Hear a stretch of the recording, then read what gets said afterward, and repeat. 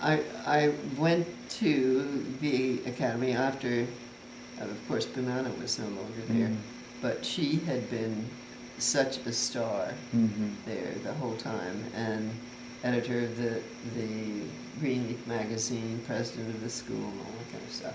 And to follow in her footsteps was not easy.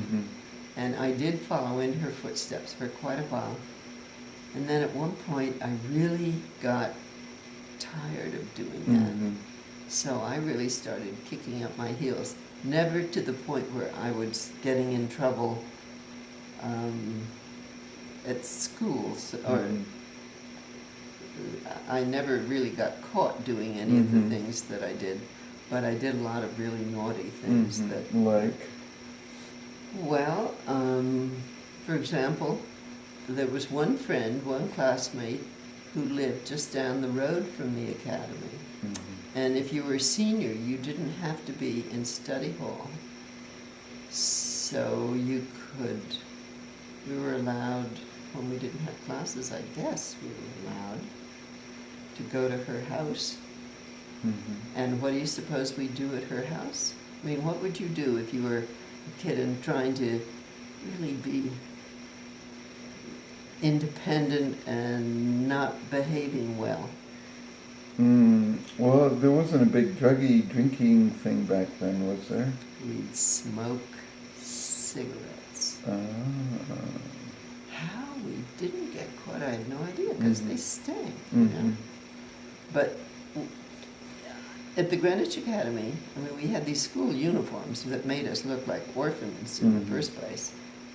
You couldn't wear lipstick, you couldn't wear nail polish, you couldn't do anything, and you wore these terrible sacks. And mine were always totally terrible because mine had been handed down from God knows how many, so mine were really, really ugly.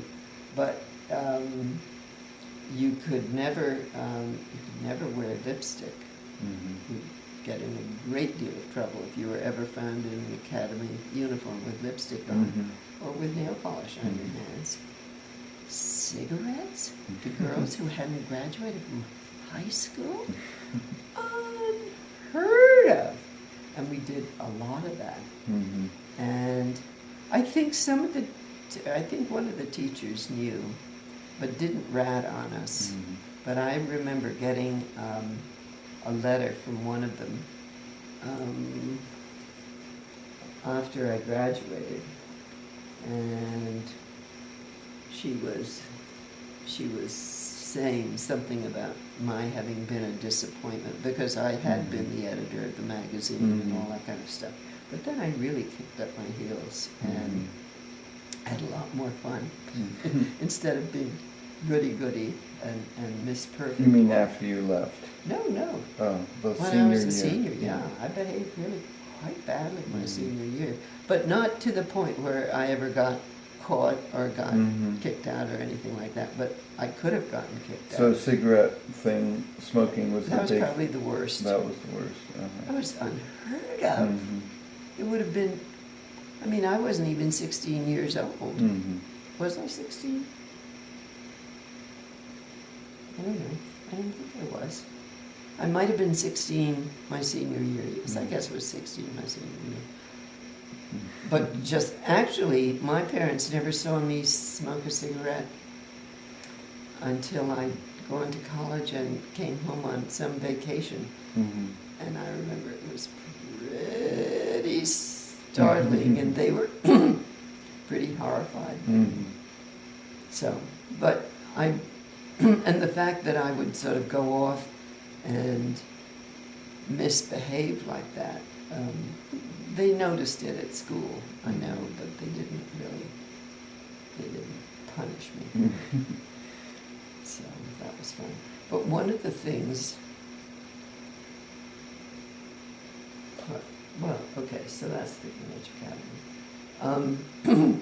Did many of your friends from Greenwich go on to Smith with you? 6 of us. 6? Out of a class of 16. Wow. 6 went to Smith. Wow. And Tay Pryor went to Smith.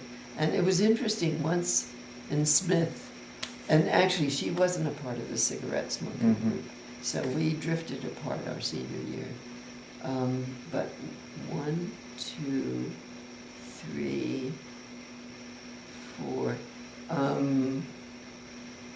2 of them left after sophomore year.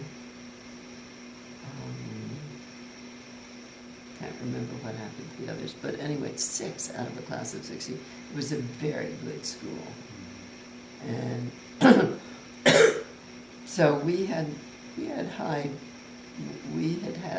the advantage of a very good education, so we did well and were accepted.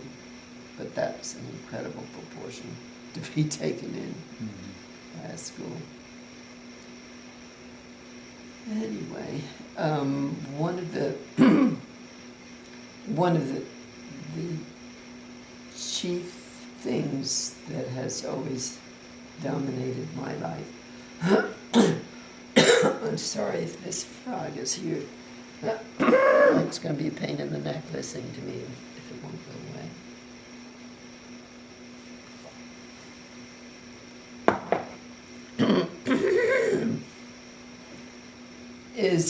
Would there be one kind of one kind of thing that you would ever connect with my life as being extremely important?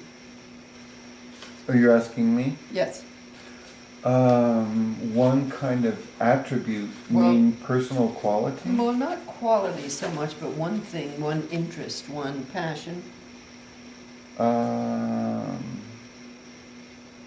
That I know that you have had. Well, caring for your children in politics and kind of caring, just arts and music and kind of your arts, music, dance. Dance, okay. Yeah. So we can start on that. Okay. So I remember one of my earliest, I told you my memory about the Bridge of Sighs in Venice, that my family always said I couldn't ever remember, but I was being wheeled by a nursemaid in a starched white thing, and I looked up and I saw the wet slates and the pigeons, and I looked up there and there was the Bridge of Sighs, and my family always said you couldn't possibly have remembered that. And boy, when Dad and I were in Venice and I saw this, and I just couldn't believe it. I had been there, but I was maybe 1.5 or something, maybe not even 2. Anyway, so that's as far as first memories are concerned. But other first memory was going with Mother to Banana's dance class. I remember where it was in a place off the post road. And I remember mossy green. Have I told you this one before? I think you have. The mossy green carpet and my breaking loose. And there was a big spotlight of light on the carpet. And I jumped out of Mother's arms and broke loose and started dancing to the music. And I was between 2 and maybe 3. Yeah.